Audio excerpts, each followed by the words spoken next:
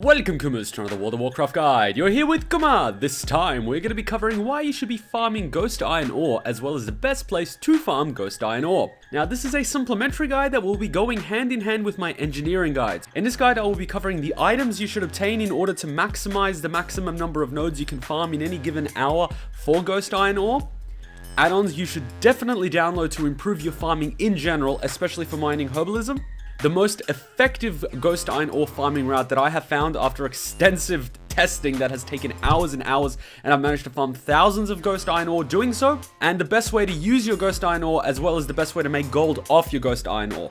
Now it goes without saying, you're going to need to be at least level 80 in order to get your ass into Pandaria, where we will be farming Ghost Iron Ore in the Valley of the Winds. You will also need Pandarian Flying. Now in order to get Pandarian Flying, you have to go to the flying vendor in Pandaria, right next to the Flight Master in your capital city in Pandaria. You're going to find the person sitting on a very cool dragon mount. You just talk to them and you give them some gold and they're going to teach you how to fly in Pandaria. The second item that is optional but I highly recommend are the Foager's gloves. These gloves will reduce the casting time of your mining from 3 seconds down to 1 second. That's a reduction of 2 seconds per node. As you can imagine, we are going to be farming thousands and thousands of nodes over many hours, so 2 seconds per node does add up.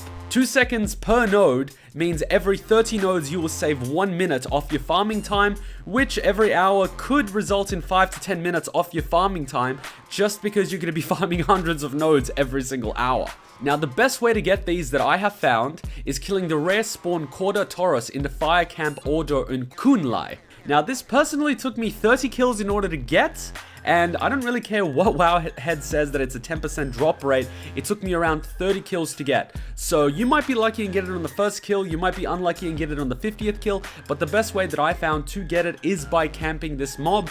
Now the best way I found to farm this mob is a little bit like my old school raid mount farming video, where you will get the toon that you want to get this item, park him at the spawn point or park her at the spawn point of this mob, kill the mob, log out, come back in 30 minutes, 60 minutes or the next day, kill the mob, log out, come back later, log in, kill the mob, log out.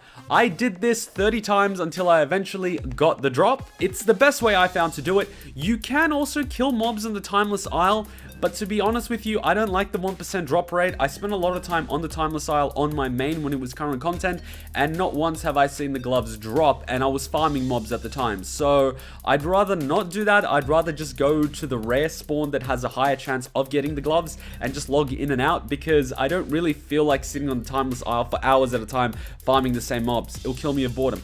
But if you like doing that, go for it. You will get a lot of those BOE epics that you could go and disenchant later on. But personally, I recommend just killing this mob in Kunlai. That's how I did it. Another item that I highly recommend are the mist-piercing goggles. These are created by engineers, and throughout Pandaria there are a lot of mists, and if you have these goggles equipped, you will be able to see nodes within these mists. So if you don't have these goggles, you won't be able to farm these Ghost Iron Ore nodes, but if you do have these goggles, you will be able to farm these nodes. Now the best way to get these crafted are, if you already have an engineer that can craft them, great, get the materials, craft them yourself. If you do not, just grab the materials off the AH, they are not too expensive, and tip an engineer to craft them for you. The engineer that I asked to craft them didn't want a tip, but I gave him a tip anyway because I figure it's nice, and if you're getting someone to do something for you for absolutely free, just give them something, it's a nice feeling. For those of you that have already watched my top 15 add-ons for World of Warcraft video, you will already have this add-on and you would have already been using it and would have saved you hours and hours of farming time. For those of you that haven't, you should probably watch that video because I go and show all the add-ons that I use and why I use them. You should definitely go and download the add-on Gatherer. What this add-on does is it saves the location of every single node you have farmed, or the location of every single node anyone else in your party has farmed, as well as tracking what nodes spawn in this particular location. For example, if you are farming Ghost Iron Ore and you keep getting the Ghost Iron Ore node 9 out of 10 times, and the 1 out of 10 time is a rich Ghost Iron Ore node, it will track this. So it will tell you the percentage chance of this particular node turning into a rare one or another node, and this is going to make your life life a lot easier because you're going to see which nodes spawn more than others, as well as what the positioning of the nodes are. So the more you farm particular nodes, the more you will have on your map showing where all the nodes are. And then you can actually more or less see a path of the nodes, and you'll know which way to go to maximize your farming. Another thing this add-on does is it has a UI in the middle of your screen that shows you where you are flying or walking or whatever you're doing. That way you will know which parts of the map you have covered and which parts of the map you have not. That way you won't be backtracking, going over the same part twice, as well as you will know if you've missed any little blind spots during your farming, and so you can go to those locations and pick up any nodes that have spawned there.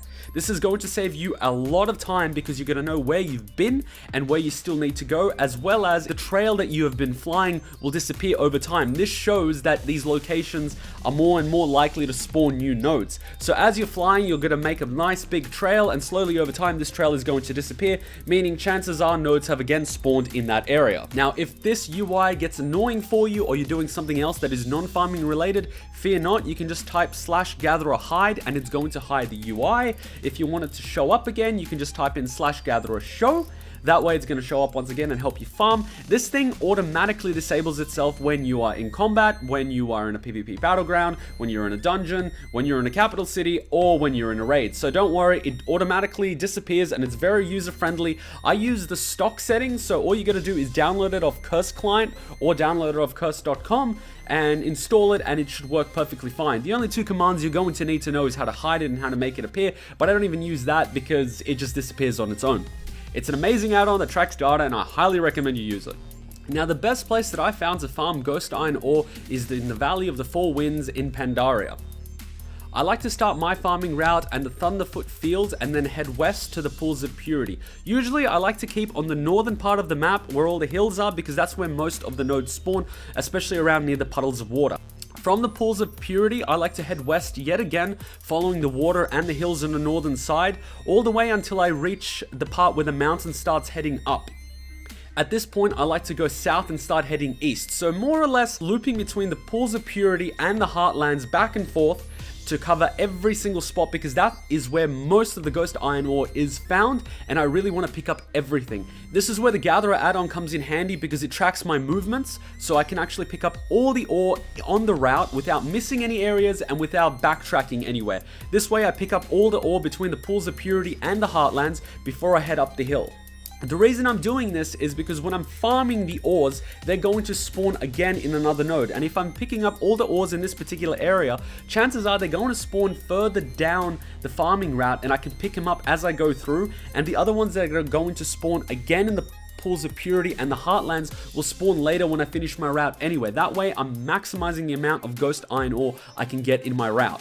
Now, once you've finished clearing the entirety of the Heartland, this is where it gets fun. There is a plateau between the Heartland and the Pauquan Hollow. You're going to go all the way up this plateau and do the exact same thing, looping back and forth, heading south to pick up all the nodes that are on this sort of mountain and plateau and get them all before we proceed further. Now, a lot of people like to skip this mountain altogether, but personally, I like to gather all the nodes there because I found a lot of rich ore nodes there, as well as a lot of Ghost Iron ore there. So if you're missing this mountain, you're actually missing a lot of nodes. As soon as you've done looping back and forth around this mountain, you've reached the most southern part where it's all nice and flat like the rest of the zone, you're going to start heading north towards Pauquan Hollow. Now, you're going to find a lot of nodes while you're heading north, and you're going to continue until you start hitting the mountain on the most northern part of the map, and then you're going to curve. As you're curving west, you're going to start heading south. As you're heading south, you're going to continue flying to the Stone Plow. Now, feel free to loop back and forth because there are a lot of Ghost Iron ores that are not going to appear on your minimap unless you head a little bit to the west, unless you head a little bit to the east. So don't just fly straight, fly a little bit curvy back and forth. And as soon as you pick up one node, you're probably going to see another node on your minimap, and then you might have to backtrack a little bit in order to pick up all the other ones, but it is worth it. Now, as soon as you hit Stone Plow, you're going to head south further. Just hold to the western wall and pick up all the Ghost Iron ores that spawn there. When you hit the sort of same level as the Nessingwary Safari, you can head east. And then when you hit the Nessingwary Safari, head north a little bit more because there are a few pockets of Ghost Iron ores that you want to pick up. Now, from the Nessingwary Safari, you can fly directly to the Half Hill and then right back to Thunderfoot Fields. Once you've done this, you go for your second loop, your third loop, your fourth loop, your fifth loop. Hopefully you get a lot of ghost iron ore. Ghost iron ore is awesome for gold making because even though it is not current content, it has held its value even after 2-3 expansions. Amongst the old world ores and bars, it is amongst the most highly priced, and there is a very big reason for this.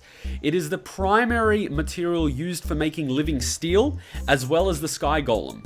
So a lot of people are farming this and using it on a regular basis because it is still a very big gold maker, and this is why I've actually created this video now, because it is used as part of my engineering guide and later on my jewel crafting guide, because it's used to make the sky golem as well as all the panther mounts in jewel crafting. I highly recommend you don't sell this ore and use it on your own toons for professions, but if you don't have an alchemist, you don't have an engineer, and you don't have a jewel crafter, you can sell them. But I highly recommend picking up one of these crafting professions because you could be making a lot more gold crafting things instead of actually going out and farming every single day. It's a lot better to be using a profession where you don't really have to farm. You can buy materials off the AH and make a profit off them, because I've sort of gotten sick of farming, but every now and then I will farm in order to make a video. For those of you too lazy to watch my engineering or alchemy video, I will break down how you use these ghost iron ores to maximize your gold. You smelt 2 ghost iron ores into 1 ghost iron bar. You transmute 10 ghost iron bars into 1 trillion bar on your alchemist and hope to hell it procs additional trillion bars if you have the transmutation master on your alchemist. You then transmute 6 trillion bars into 1 living steel and hope to hell it procs an additional bar. That's it for your alchemist. On your engineer, you take 10 ghost iron bars to create 1 Jard's peculiar energy source. When you have 30 Jard's peculiar energy sources and 30 living steel, you craft a sky golem. Now, I haven't done my jewel crafting guide yet, so I'm not going to include that portion of it in this video, but more or less that is what you do to maximize your gold using ghost iron ore. If you're not interested in doing this and you would just like to sell your ore and bars on the AH and try to maximize your profits from that, I highly recommend you take a look on your AH to see how much the ores sell for, how much the bars sell for, and how much the trillium sells for, because you are going to have some random ores that you can smelt into trillium, and sometimes the price of bars might be more valuable than the price of ore, or vice versa. So find whatever sells for most on your server and sell it that way, because if the ores are selling for half the price of the bars, and by that I mean 2 ores sell for the half the price of 1 bar, you should definitely be smelting and selling bars. However, if the ores are more valuable than the bars, you should be selling the ores, because there might be some jewel crafters out there prospecting for whatever reason, and it has really sort of jumped the price of the ores. So sell whatever sells for the most in your server, and always do your own research before you pop things on the AH, because you never know what the prices are. Different servers have different prices. I hope you've enjoyed this video. If you have any questions, feel free to hit me up in the comment section below. If you find that someone has already asked a question that you wanted to ask and it's already been answered, just give that comment a like. That way it's going to get bumped up in the comment section. It's going to be easier for other people to find the comment. And be sure to give this video a like if you found it useful, because it really does help the channel, and it also helps these videos appear for more people, and it's handy for everyone. Anyway, thanks for watching. But make sure to subscribe if you haven't already. Make sure to check out my World of Warcraft guide playlist. I also do some World of Warcraft's Let's Plays and discussions on my channel, so be sure to go to that playlist too. Until next time, Ninja Kuma out. Bye!